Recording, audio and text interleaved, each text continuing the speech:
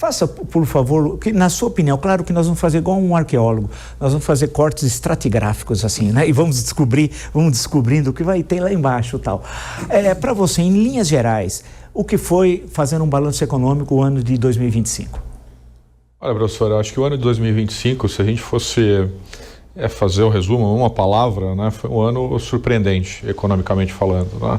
Acho que, de forma geral, se a gente fazendo um retrocesso para janeiro, né, ou para dezembro do ano passado, com as previsões que que grande parte dos economistas fizeram, naturalmente a gente já tinha uma expectativa sobre a questão fiscal, sobre uma parte até, uma previsão das taxas de juros, que na verdade acabou se confirmando, né, agora para dezembro de 2025.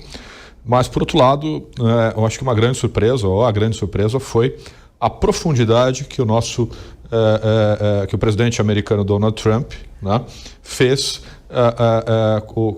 e até essa profundidade econômica com que ele fez o tarifaço, né? Ou seja, quando ele assumiu a presidência, a gente tinha uma previsibilidade, né, do que ele iria fazer, né, em termos de tarifas e até as sanções que ele iria tomar. Mas ele, de forma geral, ele trouxe uma complexidade para o cenário global, para o cenário geoeconômico, que grande parte dos analistas não esperavam, né? Isso, de fato, teve um impacto direto no PIB nacional, teve um impacto direto no PIB global, alguns países mais, outros menos, mas no Brasil nós tivemos um impacto, não só um impacto econômico, mas também um impacto geopolítico, geoeconômico, que vai reverberar, né, vai ultrapassar as fronteiras de 2025 para 2026.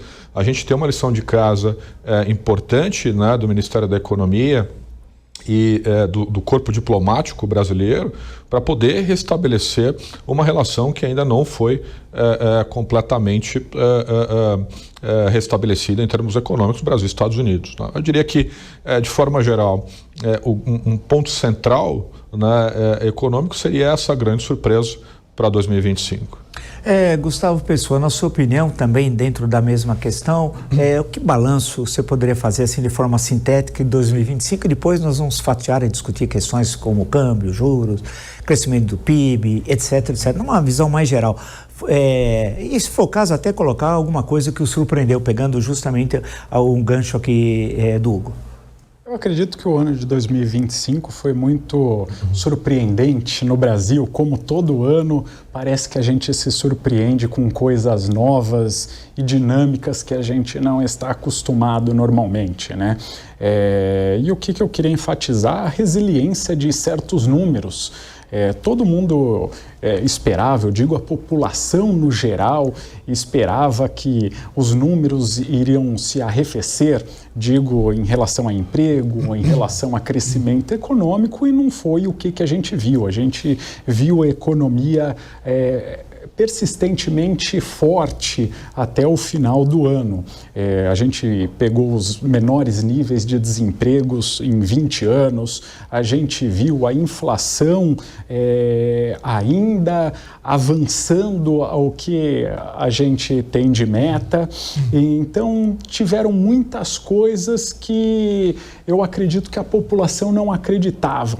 E daí vem aquela discussão, né? O que são os números e o que a população sente, né? A gente às vezes discute sobre a inflação estar controlada, mas a gente vê a população criticando, fala assim, eu não vejo essa inflação de 4,5%, 5,5%, porque isso está no número e no meu dia a dia não está.